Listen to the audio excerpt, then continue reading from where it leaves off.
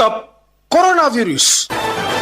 seen émission stop coronavirus tey ci àllarba ñaar fukki fan ak ñaar ci weeru juillet dina fi dalal Khady Thiané Ndoye nekk chargée des programmes accès durable à une alimentation saine et nutritive ci kuréel bi di SYCODEV Afrique ak Marie-Rosalie Ndiaye dina waxtaanee ci ab gëstu boo xam ne def nañu ko ci jafe-jafe yi mbas bi di Covid-19 di indil njaboot yi seen émission stop coronavirus mun ngeen ci bokk soo leen wootee ci 88 628 98 98 stop coronavirus fii la ci rajo Sud FM. asalaamaaleykum mbokk yi daleen ak jàmm ci seen émission stop coronavirus tey ñuy nuyu suñu invité di Khady Thiané Ndoye Khady maa ngi lay nuyu. maa ngi lay fay Marie-Rosalie. nga nekk chargée de programme accès durable à une alimentation saine et nutritive ci SYCODEV Afrique balaa ñuy ñëw ci li nga xam ne moom nañ la sas foofu ci SYCODEV moom mooy lan ak lan mooy taxawaayam fii Sénégal. jërëjëf Marie SYCODEV association de consommateurs la boo xam ne mu ngi juddu en 2019 li ko tax a jóg nag mooy xeex ak wareef waaye jënd jëriñu ak citoyen ba mu mën a jot ci lépp luy lekk bu sedd am wér gu yaram jot ci ndox courant mën a jokkoo ak i mbokkam mais dañu far ci ñi nga xamante ni ñoom ñoo gën a néew doole maanaam ñi gën a défavorisé loolu mooy SYCODEV. waaw nga nekk chargé de programme accès durable à une alimentation saine et nutritive branche boobu lan mooy mission am ci SYCODEV. waaw booy xool SYCODEV nag day liggéey ci juróomi programme am na programme ci santé am programme ci mbirum lekk jot ci lekk bu sell ak lekk bu am njëriñ am na programme boo xamante ni dafay yëngatu ci lépp luy mbay mu sell maanaam agroécologie am beneen programme boo xam ne day yëngu ci nu ñuy def ba nit ñi am lekkin bu sell lekkin bu jaay yoon boo xoolee programme bi may liggéey maanaam accès durable à alimentation saine et nutritive li ko tax a jóg mooy consommateurs yi jënd jëriñu yi am mën a jot ci lekk bu sell mën a jot ci lekk bu baax mais ñu teg ko ci juróomi point ci programme bi dafa ëmb 5 projet bi ci njëkk mooy lépp luy régulation marché maanaam marché boo xamante ni di nga mën a am produit yi ngay bëgg jënd di nga mën a am produit yi aussi prix bi du cher ñëpp dinañ ci mën a jot boobu mooy premier ponct bi deuxième bi mooy lépp luy mbirum suuf gouvernance foncière dañuy accompagner baykat yi pour ñu mën a jot seen suuf pour ñu mën a jot ci ndox pour ñu mën a am li ñuy woowee facteur de production bi ngay xamante ni dina mën a tax ñu mën a am produit alimentaire yu sell yu baax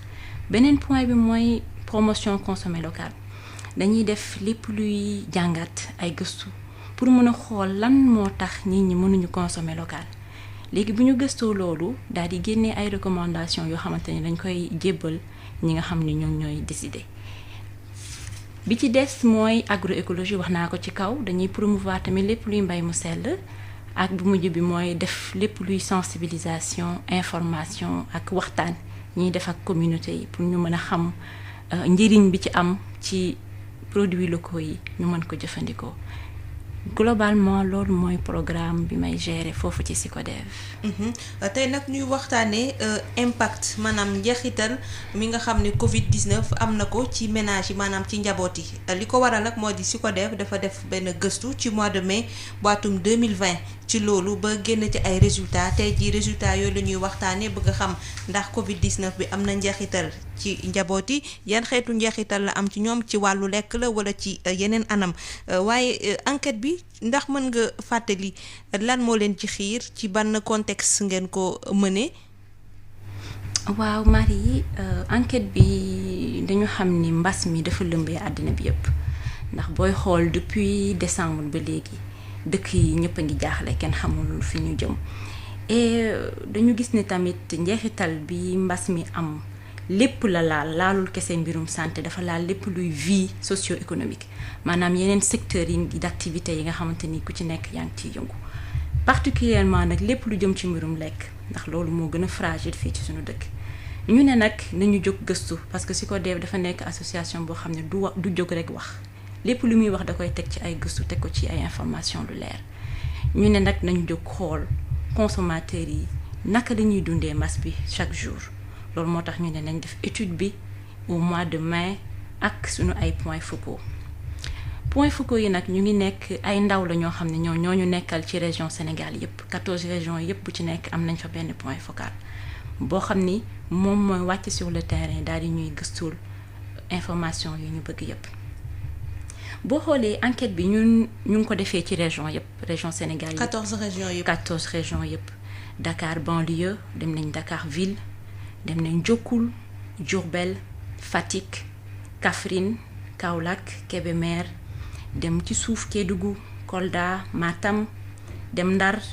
dem Sédhiou dem Tamba Thiès Ziguinchor ndaw ñooñu nekkal Sicodef point focal yi ñoom ñooñu gëstul information yi ndax dafa nekk ndaw yi dañu nekk ay nit ñoo xamante ni dañu mën mobiliser social dañu am expérience ci mobilisation sociale am expérience ci lépp luy collecte information maanaam wàcc ci terrain bi daal di jëm jàngat daal di wax ak autorités yi daal di wax ak nit ñi communication ak nit ñi ñooñu fa nekkal dañu dem tamit seeti autorités yi déconcentré yi nga xam ne ñoom ñoo nekk ci terrain bi ñoom ñoo nekk ci région yooyu booy xool comme direction commerce jënd ak jaay ñu dem ba ci moom laaj ko yan marché moo am ci gox yooyu yan produit lañ fay jaay région bu ci nekk ñaata luuma la am luuma bu ci nekk ñaata village ñaata gox lay boole ñu jàll ci direction agriculture bi nga xam ne moom mooy gérer lépp luy mbay moom it ñu laaj ko ci marché yooyu yan produit lañ fay jaay yan produit fan lay jóge loolu yëpp pour am information boo xamante ni day officielle information boo xamante ni day dëgër information boo xamante ni dinañ ci mën a basé wu pour mën a wax pour mën a jox ay recommandations ñii ñi décideurs yi waaw bu ñu weesoo loolu dem nañ tamit seeti ñu bare maanaam étude bi dafa laal ñu bëri producteurs yi consommateurs yi restauratrices yi dem nañ xooli jaaykatu pomme de terre jaaykatu kaani dem nañ seeti jaaykatu soble yi ñi nga xam ne ñooy transformatrices produits locaux yi maraîchers yi ñi nga xamante ni ñooy baana yi même fédération régionale maraîchers yi la dem seeti nañ leen commerçantes yi tamit ñu dem ñi nga xamante ni ñoom ñooy jaay taabal jaaykatu légumes yi ñii di jaay reer ci guddi gi ñii di jaay ñii yor seen restaurant tamit jaaykatu jën yi sandwich maanaam daal booy xool dañu ratisser large comme ni ñu koy waxee ci français maanaam ku ci nekk yow boo liiree étude bi walla nga dégg résultats yi ñu ci gis di nga ne lii kat gis naa ci sama bopp. étude bi ñaata temps ngeen ko def ban waxtu la commencé exactement ban jour ci weer bi ak durée bi ak fan ngeen ko ndar keppe. waa étude bi mu ngi am 10 jours la durée maanaam fukki fan ñu ngi ko commencé début mai ñu ngi pare ay vers le 15 mai lañ ko pare ak sunu point focaux yi nekk ci terrain bi donc étude bi 10 fan la durée 10 jours waaw. ma bëggoon xam aussi lan moo tax ngeen choisir mooy ñi nga ciblé les personnes ciblées mooy jaaykat yi dafa mel ni ñoom ñëpp mën nañ leen boole ci benn catégorie socio-professionnelle ndax ji ciy jaay reer ñiy jaay ndékki jaaykatu pomme de terre yi dafa mel ni ci secteur informel la ñu bokk donc te enquête bi dafa ne impact Covid-19 ci ménage yi est-ce que dañ leen jël ñooñu rek nga xam ne dañuy yëngu ci wàllu dans la vie économique du Sénégal wala aussi da ngeen ci jël en compte njaboot yi ñi nga xam ne dañu toog seen kër uuf seen njaboot boroom kër yi jigéen yi yor kër yi ak ñooñu est-ce que ñooñu boole nañ leen ci. waaw enquête bi ñooñu bokk nañ ci ndax booy xool ñooñu sax ñooñu gën a tax a jóg. parce que maa ngi wax ni Sicodef moom dafa far ci ñi nga xamante ni dañu gën a néew doole ñoom lañ fi taxawal ñooñu tax a wax enquête bi ñooñu aussi daf leen jël en charge. ndax booy xool consommateurs yi dañu wàcc ba ci ñoom daal di leen laaj marché yooyu ban njëriñ la leen amal biñ ko tëjee yan jafe-jafe ngeen am yan produits yi ngeen fa doon jënd yan jafe-jafe ngeen am bi ngeen xamee ne dañu wàññi horaires yi xam nga horaires yi dañ ko mujj changer ban jafe-jafe ngeen am aussi bi couvre-feu bi ñëwee est-ce que am ngeen problème pour jot ci lekk bi ngeen bëgg lekk est-ce que lekk yi cher na ban organisation tamit ngeen teg en place bi nga xamante ni problème yi am na donc booy xool enquête bi solution yi ñuy wane sax c'est plus pour ñi nga xamante ni dañu néew doole nekk seen biir kër mun ñu jënd stock bu bari daal di denc seen kër dañuy obligé tamit doy na waar daal enquête bi daal ñi consommateurs yi ak ménages yi plus démunis laal na leen en plus de ñi nga wax léegi producteurs yeeg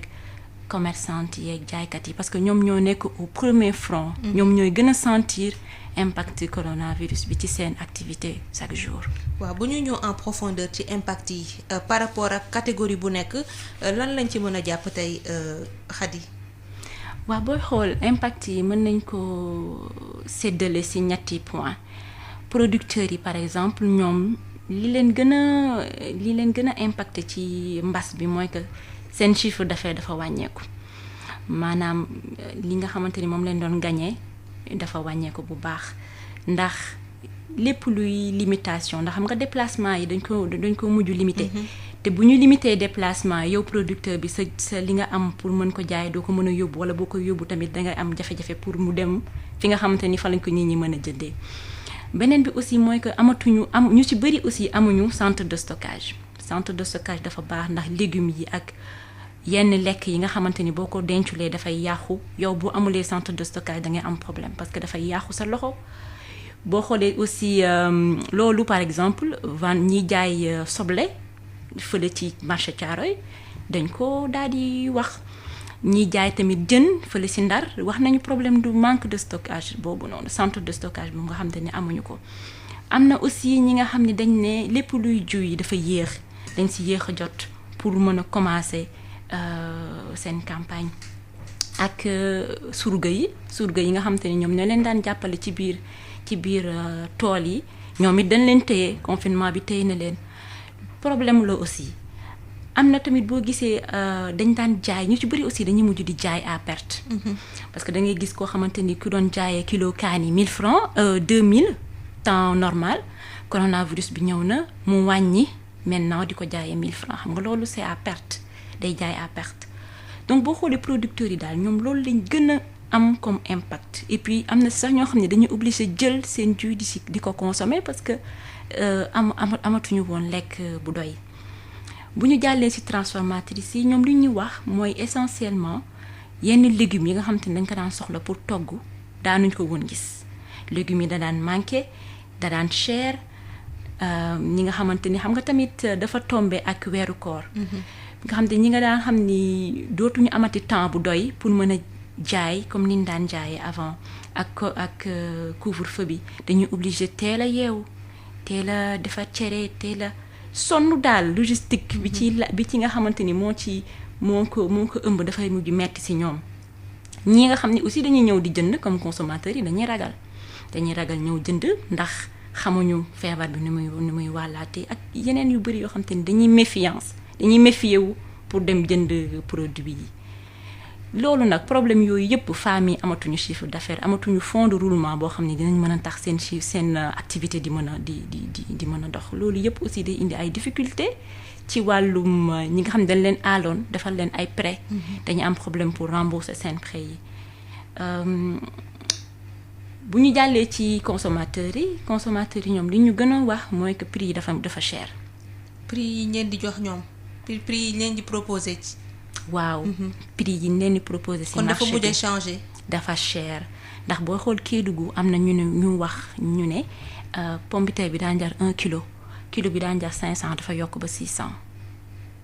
xam nga loolu noonu ñi nga xamante ne amuñu seen doole jotu seen ginnaaw dañuy am ay jafe-jafe pour jot ci produit yi am na sax ñoo xam ne dañuy mujj dox fu sore pour dem jënd parce que marché yi dañ ko tëj boo xoolee Matam par exemple Matam ak Kédougou yëpp am na ci consommateur yu ñu wax ne ñoom dañu am ay jafe-jafe pour mën a jënd produit yi parce que produit yi duñ ko gis te dañuy obligé dox lu sore donc am na problème accessibilité boobu xam te ni nit ñi dañ ko am accessibilité sur le plan géographique maanaam dox fu sore pour am loo lekk sur le plan aussi prix ndax produit yi day cher yenn produits yi sax duñ ko mujj gis ndax fu muy jógee ak marché yi ñuy tëj ak ñoom seen booy xool daal ci ñetti catégorie yooyu globalement daal bu ñu ko bëggee tënk daal impact yooyu la ñu gis ci producteurs yi transformatrices yi ak restauratrices yi ak consommateurs yi. waaw ci njaboot yi nga xam ne dañu toog seen kër amuñu benn activité génératrice de revenu uuf seen njaboot nga xam ne xëy na dañ doon taaba rek xëy dem lijjante lu ñuy wax lijjante ñooñu est-ce que mbir mi mujj na am njeexital ci ñoom. waaw mujj bi ñooñu aussi am nañ ay problème parce que ñi nga xamante ni am nañ moyen xam nga mbas bi dinañ mën a def ay réserve maanaam dinañ mën a dem jënd ceeb jënd diwlin jënd lu bari loo xam ne dinañ ko mën a téye denc ko au cas où gisuñu lu ñu xam mais ñi nga xamante ni ñoom amuñu moyen dañu sonn li ñuy mujj def mooy que dañuy organiser wu man am na ci koo xamante ni def nañu ne moom dafay àndandoo dafay organiser wu moom ak ay voisinam xool ànd ñoom ñaar dem marché daal di xool yi nga xamante ni produit yi gën a moins cher ñu daal di koy jënd daal di denc bu ñu ñëwee daal di koy dénk seen ay voisins ñi nga xamante ni yor nañ ay réfrigérateur ñu dencal leen ko boo xoolee daal am nañu ay mesures d'adaptation da nga gis ñoo xamante ni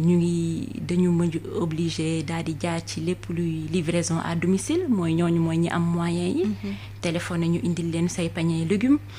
ak ñoo xamante ni tamit dañuy xaar comme ñi daan dem di jënd ci luuma yi dañuy obligé toog seen kër xaar ba jaaykat yi daal di yab seen saret daal di dugg ci biir koñ yi ñuy daal di mën a wàcc daal di jënd nit ñi daal adapté wu nañ pour mën a dem wuti lekk. mais impact yooyu est-ce que dafa am disparité en fonction des régions par exemple bu ñu naree comparer ñi nekk Dakar consommateur producteur transformatrice ak ménage yi nekk Dakar impact bi ñu am bu ko comparer ak bi nekk Matam est-ce que am na disparité selon la situation géographique l'activité économique de la zone aussi ak catégorie socio-professionnelle majorité habitants yi nekk ci zone boobu. waaw booy xool ñi nga xamante ni Dakar lañ nekk. ñoom impact yi ressentir yu ñu ko bu baax par rapport ak ñi nga xam ne ñoom ñoo nekk kaw ga parce que kaw gi ñoom lépp luy marché xam nga ñu ci bëri ci marché luuma yi lañ daan dem di jënd di jaay ñoom ñooy gën a sentir impact yooyu ndax boo xoolee marché Diaobé par exemple ak li mu doon polariser marché Diaobé dina boole lu ëpp 60 lu ëpp juróom benn fukk village la daan boole nit ñi dañ daan jënd di jaay di jënd produits alimentaires yu bëri mais boo xoolee marché boobu bi ñu ko tëjee pendant 8 semaines perte bi dafa jéggi doyo ay plus de 5 milliards de francs CFA la ñu perte bi ñu tëjee marché Diaobé boobu donc ñi nga xam ne ñoom ñoo nekk kaw ga ñoom ñooy gën a ressentir mbas mi par rapport ak ñi nga xam ne ñooy nekk Dakar nga xam ni Dakar yow am nga plusieurs structures yoo xam te ni mën nga dem jënd am nga nu mu tudd grande surface yaa ngi fi. yoo xam ne di nga mën a dem jënd. te des fois du soxla déplacement bu sori. exactement du soxla déplacement bu sori te aussi ñi nekk Dakar chaîne am na ci ñoo xamante ni am nañ pouvoir d'achat boo xamante ni dina leen permettre ñu mën dem jënd produit yi de façon plus facile par rapport ak ñi nekk kaw ga ñoom ñoo gën a ressentir mbas mi seen kaw. léegi résultat enquête yi nga xam ne jot ngeen ko wasaare ñan ñooy destinataires yi c'est destiné à qui. résultat enquête yi booy xool ñu ngi ko destiné plutôt à tout le monde booy xool ñëpp enquête bi ku ci nekk da nga ci gis sa bopp mais plus essentiellement ñi nga xamante ni ñoom ñooy décider. ñi nga xam ni ñoom ñooy décider ñooñu la ñu gën a adressé résultat yi. ndax ci booy xool mën nañ ci jëm ci kanam lépp luy recommandation pour ñoom la mais n'empêche producteurs yi maanaam ku ci nekk daal mën nga ci gis sa bopp ci enquête bi. waaw ci impact bi est-ce que jël ngeen en compte le volet aide alimentaire d'urgence bi nga xam ne mënoon na compenser manquement boobu nga xam ne ménages yi ñu ngi ko doon ressentir ak yenn couche de la société yi nga xam ne peut-être si c'était arrivé à temps du doon am impact bu metti volet boobu est-ce que abordé ngeen ko. waaw booy xool ci enquête bi ci consommateurs yi am nañ benn point bu ñu leen laaj nañ leen aide alimentaire boobu leen loo leen ci xalaat. est-ce que yegsi na est-ce que yegsiwul wala bu egsee tamit naka lañ ko gisee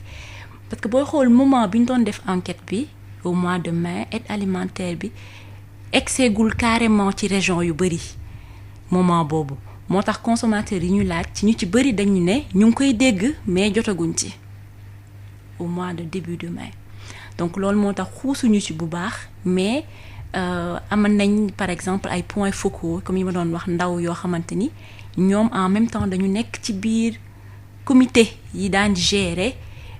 ciblage aide alimentaire bi. Donc am nañ ci suñu benn point focal boo xam ni moom banlieue la nekk moom daf ci bokk ba ci biir donc moom lépp luy ciblage lépp luy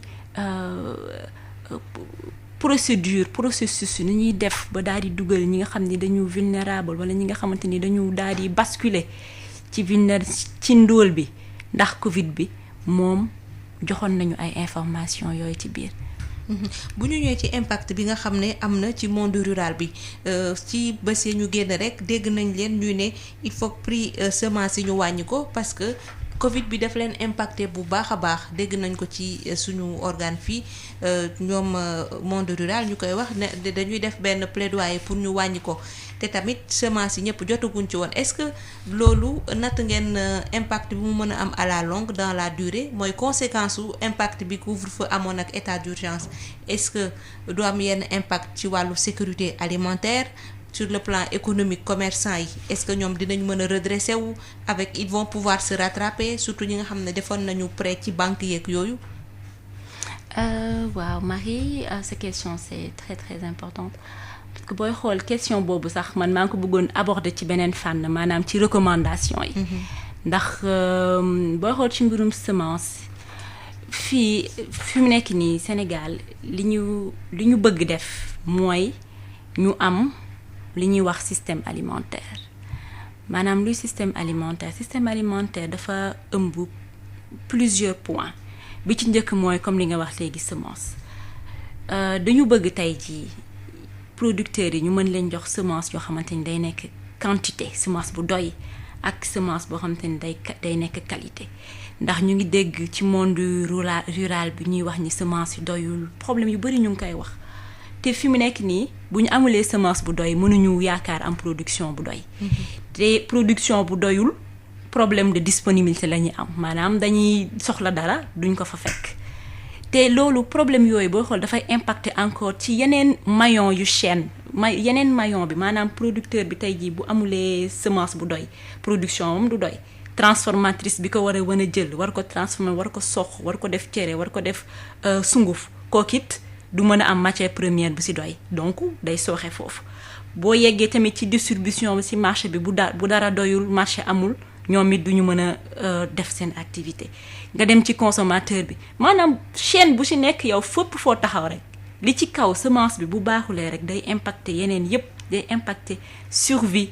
yeneen secteur yépp ba ci suuf ba ci consommateur bi. Sur le plan économique les commerçants ñi nga xam ne jotoon nañu am benn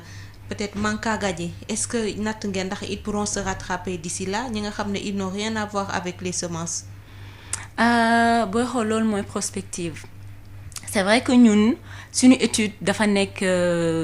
résultat de façon ponctuelle maanaam ci instantané bi. ban problème la consommateur yi am ban jafe-jafe la jaaykat yi am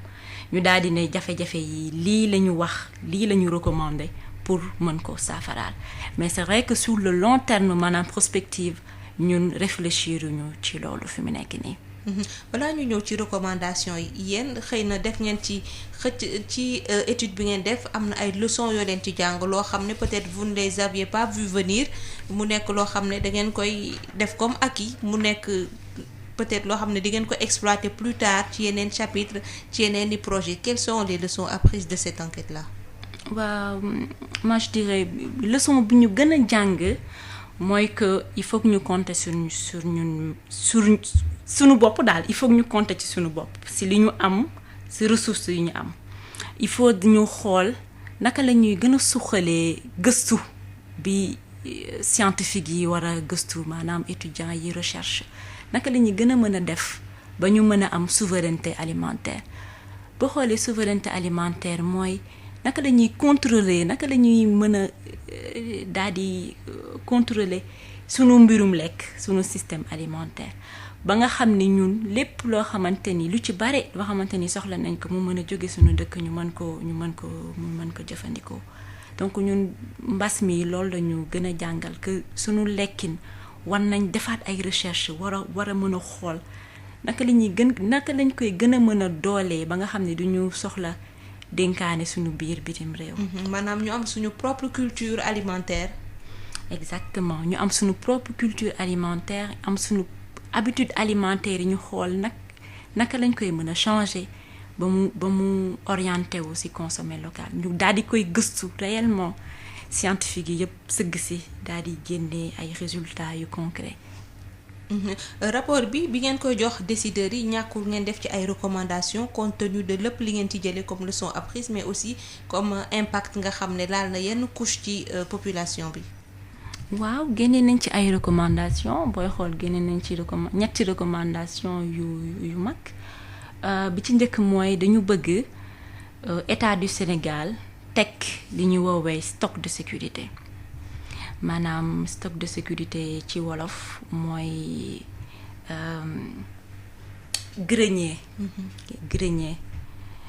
ndax booy xool tey jii ci ñi nga xam ne ñoom ñooy dëkk kaw ku ci nekk am nga sàq sa biir kër boo xamante ni fa ngay denc sa ay dugub sa ay ñebbe sa ay gerte saa yoo soxlaawee lekk daal di yéeg ci sàq bi ci bu dara ñëw defar togg sàq boobu ñoom moo leen ni permettre ñu mën a tenir ñu bañ a téye ñu mën a am lu ñu lekk ba ca récolte bi di ñëwaat ñun lu ñu bëgg mooy que sàq boobu ñuy am au niveau habitat ku ci nekk am ko Sénégal am ko au niveau national maanaam dëkk bi am sàq yoo xamante ni fa la ñuy denc denrée yi et que problème bu amee en tant que crise état bi mën a jël ci produit yooyu mu denc ci sàq bi mën ko teg ci marché bi. teg ko ci marché bi ak ay prix yoo xamante ni consommateurs yi nga dinañ ci mën a jot. c'est important parce que comme li ma wax sànq rek mënuñu dénkaane suñu biir mënuñu basé wu ci ay bateau yoo xamante ni dañu nekk ci géej gi yore ceeb importé wala céréales importé pour nourrir dëkk bi parce que tey jii booy xoolee mbas mi dëkk yu bare yoo xamante ni nii ñoom ñoo ñu doon importé kenn xalaatul jël sa lekk bi nga war a jox sa propre doom di ko jaay. di nga dundal sa doom ba pare soog a mën a xalaat est-ce que di nga importer am déet ndax boo xoolee aussi Sénégal amoon na bu njëkkoon genre sàq yooyu noonu mais yenn institution internationales yi moo def de telle sorte que yooyu ñu bàyyi ko donc recommandation bi ñu bëgg def tey mooy que ñu dékkal lépp luy organe lépp loo xamante ni bu njëkkoon ñoo doon yëngu ci mbirum stock de sécurité yooyu muy magasin de stockage yooyu ñu mën ko dékkal mën leen dooleel ba ñu mën a gëstuwaat naka la ñuy tegee en place sàq yooyu noonu. donc boobu mooy première recommandation bi. bu ñu jàllee ci deuxième bi mooy dañu bëgg ñu wàññi dénkaane bi ñuy dénkaane suñu biir ci biti naka lañ koy wàññee ñu teg lal ay politique yoo xamante ni day tax consommer local bi gën a mën a dund ñu sécuriser maanaam jàppale producteurs yi ci fànn yu bare booy xool ci mbirum ndox producteurs yi am ndox wala producteurs yi am aussi suuf ñu mën leen jàppale ba ñu mën a am ay matériel ba ñu mën a liggéey ndax comme li ma expliqué sànq bu ñu liggéeyee rek day tax ñi ci topp ak ñi ci toppaat mën a am produit yu baax mën a am qualité mën a am aussi quantité boo xamante ni niñ ci mën a liggéey bu mujj bi mooy li ma waxoon sànq rek dañu bëgg système alimentaire boo xamante ni day dëgër parce que mënoo bëgg sàq national magasin de stockage yi ma wax sànq bëgg consommer local te amoo système alimentaire bu dëgër comme li ma la expliqué sànq. système alimentaire mooy li ma wax rek semence yu baax semence yu dëgër yoo xamante ni dañ koy jox producteurs yi mu doy ba ñu mën a produire jàppale producteurs yi pour ñu mën a jot ci seen suuf am ndox am financement jàppale aussi transformatrices yi sur le plan technique ndax sonn nañ sur le plan juridique sur le plan financier jàppale entreprise yi nga xamante ni aussi ñoom ñooy yëngu ci mbirum transformation bu ñu jógee foofu ñëw ci marché yi parce que mënoo transformer boo amulee marché sa produit du jar c'est important marché dafa am place important ci système alimentaire ndax consommateur bi bu amulee marché du mën a dem jëndi booy xool ñu ngi ci période mango année yi ji passé da nga gis mango bu bari di yàqu au niveau de Sédhiou ci suuf dans le sud du pays parce que amuñu marché consommateurs yi amuñu accès pour dem pour jël produit yi bu mujj ci système alimentaire bi mooy gestion des déchets ndax booy xool ci production ci transformation ci consommation bu ci nekk rek day génnee déchet léegi déchets yooyu nan lañ leen war a def naka la ñu war a def naka la ñu mën a transformer déchets yooyu ba nga xamante ni dinañ ko dugalaat ci biir suuf si mu dundal suuf si bu ko defee day nekk économie circulaire maanaam dara duñu sànni dara lépp loo xamante ni dafa génn rek dañ koy mën a transformer waat boolewaat ko ci suuf si dundal suuf si nga xam ne suuf si day fertile semence yi ñu bay ko producteurs yi continuer waat commencé waat liggéey. bu ko defee chaîne bi day tourner. waaw gannaaw étude bii ngeen def est-ce que SYCODEV am na yeneen perspective wala boog projet d'enquête yoo xam ne c'est toujours lié à la Covid-19 comme ñu ngi ci ba tey. waaw booy xool SYCODEV depuis bi mbas bi dalee suñu kaw ba tey moom toogul ñu ngi utiliser suñu points focaux yi li ma doon expliquer sànq suñu ndaw yi daal di leen ni jàngat wax leen ñu wàcc ci terrain bi wax ak population yi. def ay visite à domicile dugg ci ménage yi waxtaan ak ñoom ci geste barrière yi biñ koy def instant boobu amuñu woon interdiction comme rassemblement. Donc point focaux touché nañ plus de 12 000 ménages ci Sénégal yépp expliquer leen naka la ñu war a def geste barrière yi ak ñoom seen bi ñu paree loolu def nañ série interview. Donc dem nañ ci rajo yi ci télé yi presse écrite daal di wax daal di def plaidoyer daal di wax ne c'est important masque yi ñu daal di koy defar fii ci suñu réew daal di wax lépp luy redevabilité maanaam xaalis bi ñu duggee ci mbas bi fan la dugg naka lañ plus de transparence daal di accompagner tamit baykat yi ci wàllum ndox. fi mu nekk jour yi ñu génn accompagner nday mbaykat yi nekk Lendeng ci seen wàllu ndox et puis ñu ngi def tamit ay émission rajo interactive boo xamante ni dañ koy def ci région yi ci ay sujet yoo xamante ni ci mbas mi la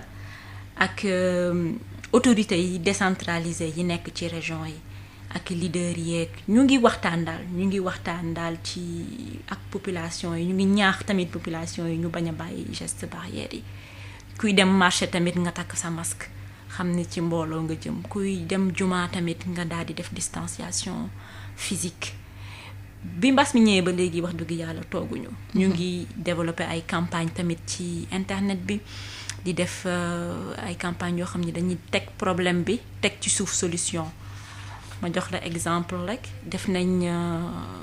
juróom-ñaari campagne ci masque nit ñi dañu war a sol masque def nañ tamit que ni coronavirus kenn waru ko ruus maanaam stigmatisation def nañ campagne bu mel noonu def nañ tamit campagne yu le fait que coronavirus gaa metti na mais ubbi na tamit ay opportunité maanaam tax na tey chercheurs yi ak étudiants yi mën a créatif mën a génnee tey ay solutions yoo xamante ni nit ñi mën nañ ko utiliser pour daal di prévenir ci mbas mi li ko dareeg gel hydroalcoolique yi wala ay machine yoo xamante ni ñoom ñooy distribuer garab yi loolu yëpp daal ay opportunité la loo xamante ni tey ci mbas mi indi na ko ñu def ci campagne tamit def nañ campagne tamit ci aide alimentaire bi ak école ubbite école bi yooyu yëpp ay campagne yu ñu utiliser ci réseaux sociaux yi pour toucher communauté yi pour waxtaan ak ñoom ci mbirum mbas mi. ci wàllu redevabilité ak transparence ci fonds yi nga xam ne dañ ko dugal ci riposte Covid-19 bi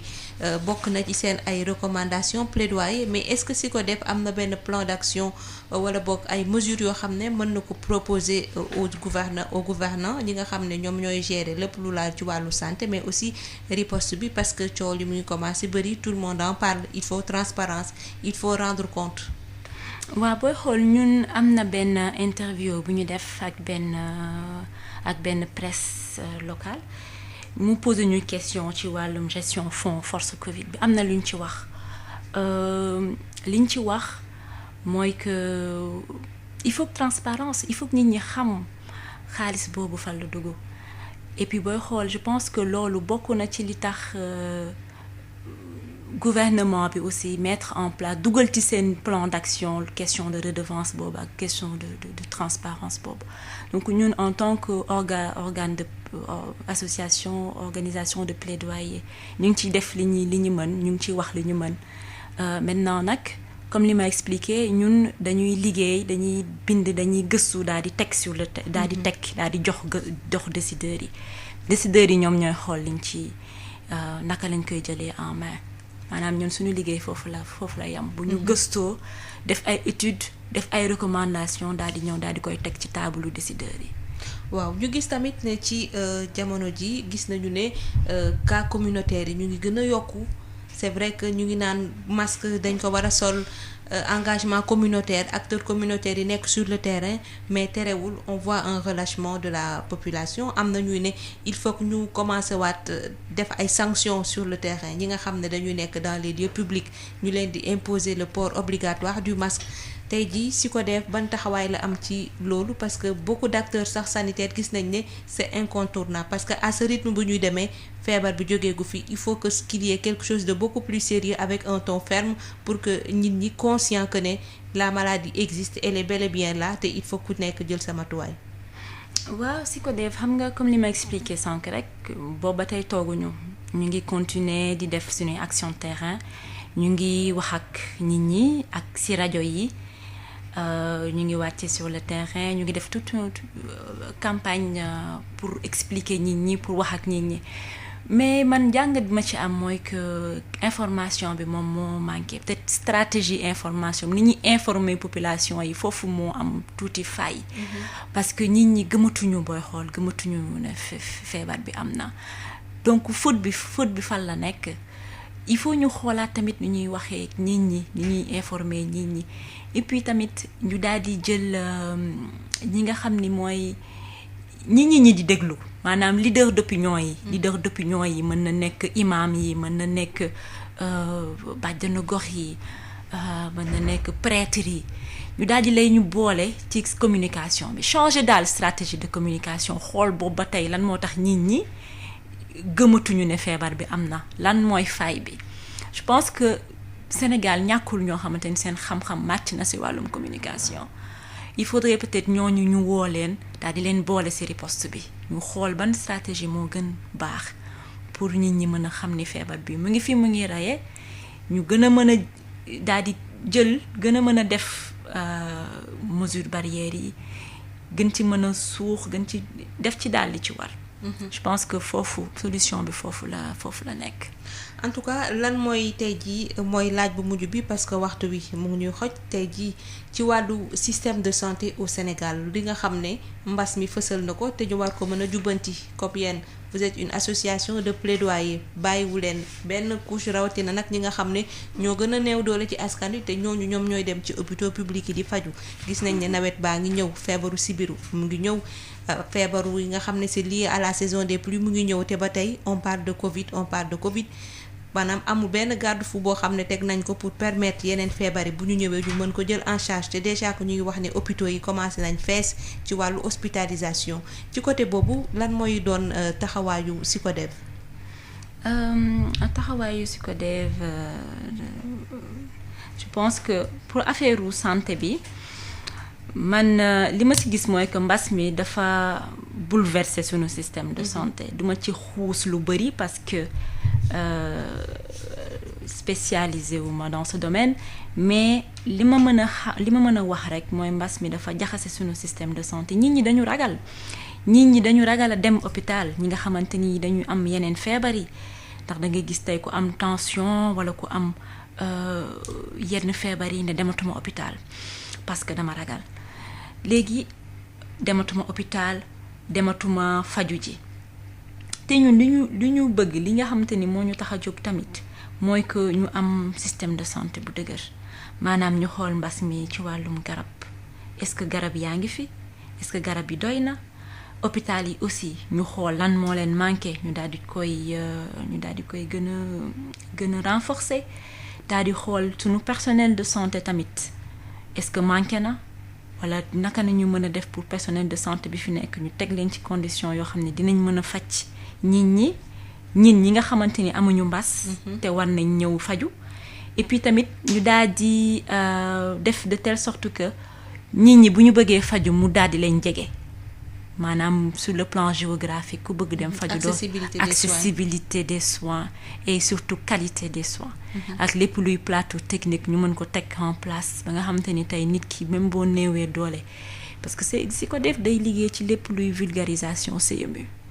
dañ koy def CMU couverture maladie universelle pour que ñëpp surtout ñi mën a néew doole mën a faju buñ ko soxlawee donc ñun daal bëgguñu tey mbas mi jaxase suñu système de santé bi nga xamante ni nekkoon na fi avant mbas mi jéemoon nañ def en sorte mu dëgër sur le côté financement de la santé sur le côté aussi technique bëgguñu daal mbas mi jaxase loolu yépp moo tax sinon day nekk un recommencement dañuy delluwaat case de départ day nekk un éternel recommencement duñu xam fu ñuy taxaw. waaw Khady Thiané Ndoye chargée de programme accès durable à une alimentation saine et nutritive ci Sicodef Afrique lan mooy sa mot de la fin. sama mot de la fin mooy que ñu daal di gën a jàppalante gën a xam ni mbas mi combat la boo xamante ni jeexagul xamuñu kañ lay jeex. comme xamuñu kañ lay jeex nag li nga xamante ni moom lañ xam mooy mesure barrières yi nañ ci gën a gëstu nañ ci gën a dem ñu gën a sol suñuy masque parce que nit ñi takkatuñu masque doy na waar ñu gën a sol suñuy masque gën a def distanciation physique gën a jàppalante gën a moytu daal ñu daal di moytu xam ni lii jeexagul te lii gën a ñëw dina gën a metti parce que fi mu ne nii booy xool études yi ñëpp a ngi wax post Covid bi lan lay doon bu coronavirus bi jeexee fu ñu jëm xamaguñu donc loolu moo tax fi mu nekk nii li ñu xam à l'instant T mooy que nañu gën a góorgóorlu ci mesures barrières yi ñaax nit ñi tamit ñu gën a jàpp xam ni dina metti daal di ñëw. jërëjëf Khady Thiané Ndoye ma lay jaajëfal ci sa teewaay ak sa disponibilité nga teewal fii Sicodef Afrique. jërëjëf Marie. ñuy jaajëfal auditeurs yi ñu doon may nopp ak Alassane Wade mi féete woon ci machine bi jàngeen jëf.